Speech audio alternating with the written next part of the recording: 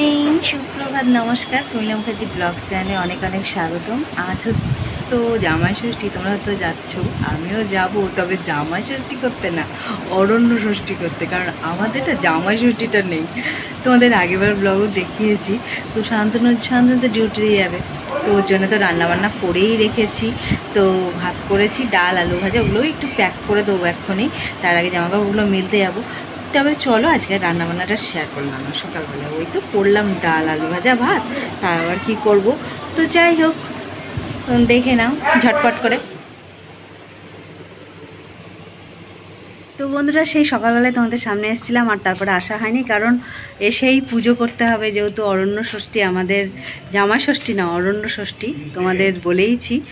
তো আমাদের আগে প্রথম যখন বিয়ে হয়েছে নেমন্তন্ন করা হয়েছে, হয়েছে জামাই ষষ্ঠীটা পালন হয়েছে। মানে আমাদের কিন্তু আজকের দিনে জামাইদের কোনো ভালো মন্দ খানো দানো ওসব কোনো নিয়ম নেই।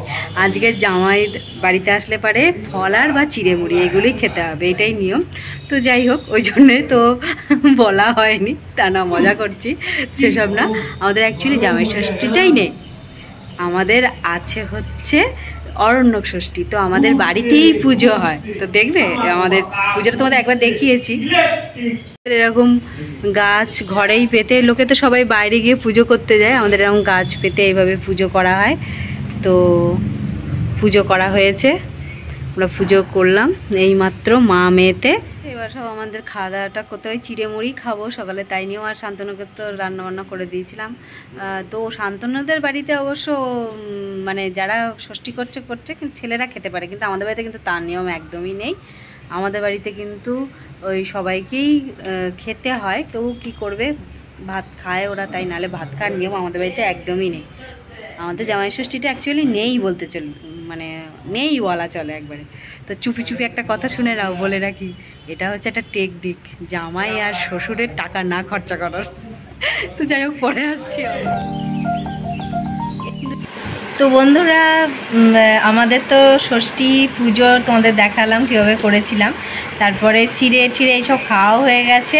এবার ব্লগটাও শেষ করে দেবো, আগামী নতুন একটা ব্লগ নিয়ে আসবো।